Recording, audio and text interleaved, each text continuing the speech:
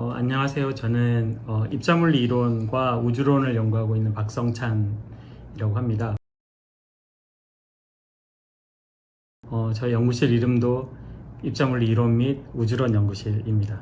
그 입자물리 이론과 우주론이라고 말씀을 드렸는데, 기본적으로 우리 지금 자연 법칙이 많이 알려져 있어요. 그래서 기본 자연계에 존재하는 기본 힘이 4종류가 있다고 좀 알려져 있는데, 그 4종류의 힘을 이용을 해서 자연에서 일어나는 현상을 이해를 하고, 우리 우주가 어떻게 태어나서 어떻게 진화해서 어떻게 나아갈 것인가, 이런 거를 아주 관심 있게 쳐다보는 게 우리 물리학에서 하는 가장 근본 질문이라고 생각을 하는데, 그 질문에 대답하기 위해서 연구를 하고 있습니다.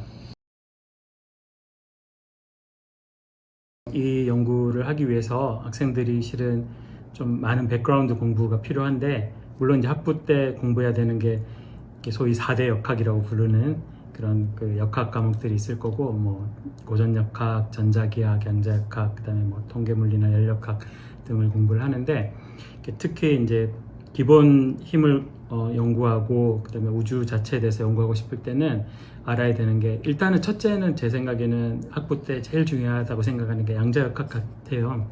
물론 양자역학을 잘 이해하기 위해서 필요한 고전역학과 전자역학을 알면 더 좋죠. 근데 제가 학생들한테 그 조언을 할 때는, 학부 때 열심히 다 공부를 해서 양자역학을 공부를 해봤더니 이거 진짜 재밌고 이거 할만하다, 그러면은 좀 진지하게 대학원을 고려해 보는 게 저는 좋다고 생각을 하거든요. 양자역학이라는 게 지금 현대에 와서 물리학을 이해하는 기본 언어로 지금 자리를 잡았고, 우리가 그 마치 재미난 소설을 쓰려면 예를 들어 우리 국어로 소설을 쓰려면 한국어를 잘해야지 쓸 수 있잖아요. 마찬가지로 물리학을 잘 얘기하려면 양자역학을 잘 알아야 돼요. 그 중에서도 입자물리를 연구하기 위해서는 양자역학과 상대성 이론에 대한 지식이 필요하고, 그것들을 잘 이해해서 언어로 표현할 수가 있어야 돼요.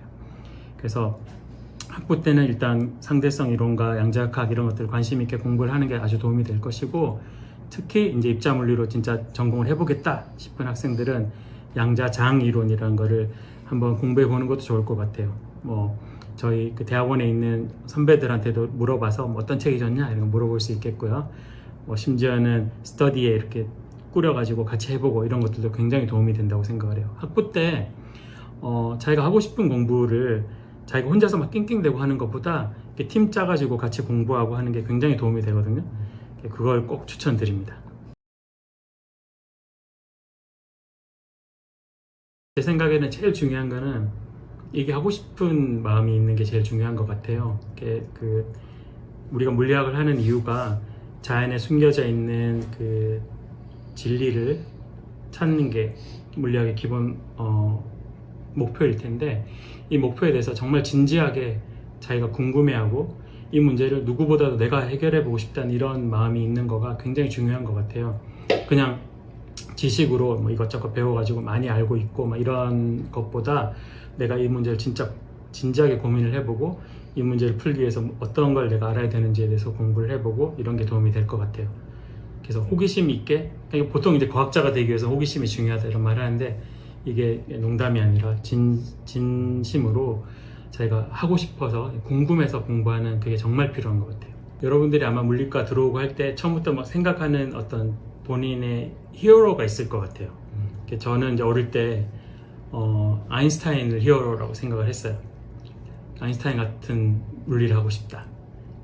지금은 이제 조금 더 제가 학자로서 조금 더 자라서 이제 더 많은 분들을 알게 됐지만, 제가 학부 때는 아인슈타인을 어떤 목표로 생각했던 것 같아요. 그래서 상대성 이론을 공부하고 이런 것들을 많이 했었는데,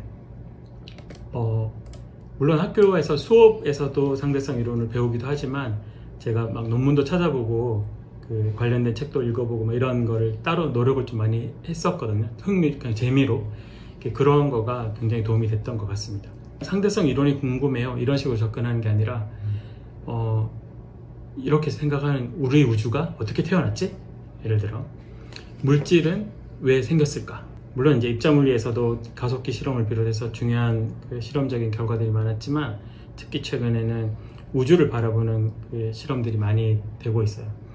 여기서 새로운 데이터가 나오고 우리가 예전에 몰랐던 우주의 면모를 알게 되고, 그래서 지난 10년간 생각을 해보면 물리학이 엄청나게 빠르게 발전을 하고 있어요. 그러면은 거기서 풀리지 않은 문제들이 많이 있거든요.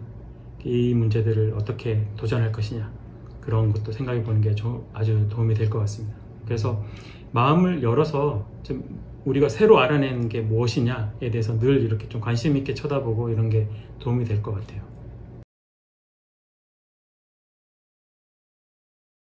무슨 물리 법칙이 제일 중요하냐? 그렇게 말하면은 일단은 제가 저희 분야에서 입자물리하고 우주론 분야에서 제일 중요하다고 생각하는 건 기본적으로 표준 모형이라는 걸 알 필요가 있는데, 표준 모형이 지금 우리 자연을 기술하는 가장 정확한 이론이에요. 우리 인류가 도달한 끝판왕, 걔가 표준 모형이에요. 그럼 이걸 이해하기 위해서 아까 말씀드린 양자장 이론도 알아야 되고요, 상대성 이론도 알아야 되고요. 그걸 공부하기 위해서 이제 학부 때 양자역학 이런 걸 공부하는 거죠. 저희 입자물리 이론을 한 친구들이 나가는 분야를 생각을 해보면, 크게 생각을 하면 일단 아카데미아에 남는 거와 그 다음에 인더스트리로 나가는 그 두 가지 길이 있을 거고요. 그 아카데미아에 남는 경우에는 많은 경우에 박사학위를 하고 나서 그 박사 후 연구원을 하게 돼요. 최근에 졸업한, 제 연구실에서 졸업한 학생도 예를 들어서 이스라엘에 있는 테크니언이라는 연구소로 가게 됐어요. 이런 식으로 그 다음에 선 연구소로 가기도 하고, 그런 어떤 경험을 더 쌓고 그 학자로서 더 큰 다음에 그 다음에 궁극적으로는 연구소나 혹은 학교에서 남아서 연구를 하는 그런 길이 있고요. 뭐 교수가 된다거나 그런 길이 있고요. 그 다음에 인더스트리를 나가는 경우에는, 특히 저희 분야의 경우에는 생각해 보면 좀 이론 물리를 하다 보니까 수학적인 스킬을 굉장히 많이 배우거든요. 현대 수학에 대해서도 나름 조예가 깊어져요, 학생들이. 그리고 컴퓨팅 하는 스킬도 굉장히 많이 생겨가지고 최근에는 컴퓨터로 시뮬레이션 한다거나 그 다음에 머신러닝 테크닉을 이용을 해서 새로운 시그널을 찾는다거나 이런 연구도 많이 하고 있어요. 제 연구실에서 그런 연구를 하고 있어요. 그러면 이런 걸 하는 친구들의 경우에는 길이 인더스트리 쪽으로도 많이 열려 있어요. 특히 머신러닝을 한다거나 이런 거는 지금 쓰임새가 굉장히 많기 때문에 많이 쓰고요.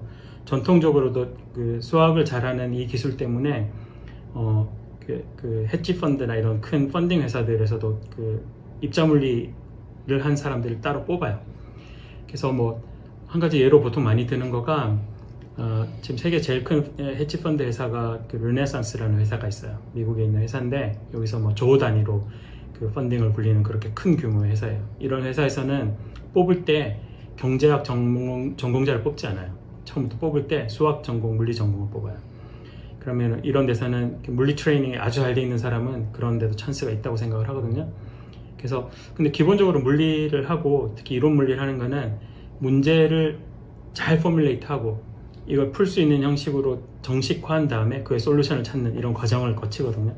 이 트레이닝은 실은 사회에 쓰일 수 있는 아주 응용 범위가 넓기 때문에 나갈 수 있는 분야가 굉장히 많다고 생각을 합니다.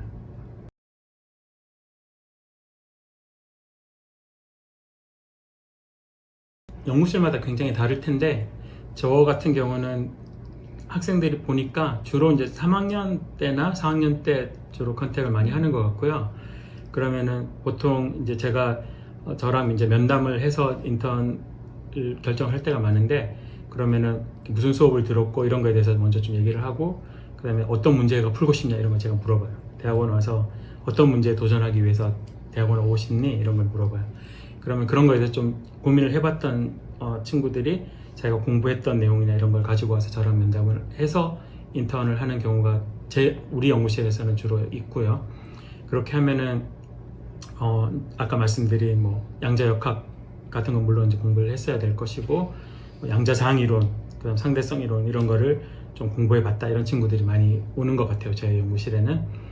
그렇게 해서 오면은 좀 빠른 경우에는 학부 때 이미 인턴을 하면서 연구에 투입되는 경우도 있어요. 준비가 좀 돼 있는 학생의 경우에는. 그러면은 학부 때 이미 그 논문을 쓰고 그렇게 해서 대학원을 진출하는 경우도 있어요. 그런 친구들은 뭐 대학원 가면 좀 더 연구를 빨리 시작을 할 수 있어서 좋은 점이 있고요. 근데 아무튼 제일 중요한 건 제 생각에는 호기심이 많아가지고 이걸 하고 싶다. 그래서 하고 싶어서 이거에 대해서 막 조사를 해봤고 나름 생각도 해보고 공부도 좀 해봤고 이런 경험을 가지고 인턴에 도전해보는 게 저는 좋을 것 같아요. 그냥 그냥 뭐 연구실 뭐해요? 이렇게 도전하는 것보다 미리 좀 공부를 미리 해보고 하는 게 아마도 그 연구실 입장에서도 그 학생을 볼 때 훨씬 더 좋게 보일 것 같고요. 본인도 그 연구실에서 인턴 생활하거나 그 대학원에 진학을 했을 때도 훨씬 좋게 결실이 더 많은 시간을 보낼 수 있을 것 같습니다.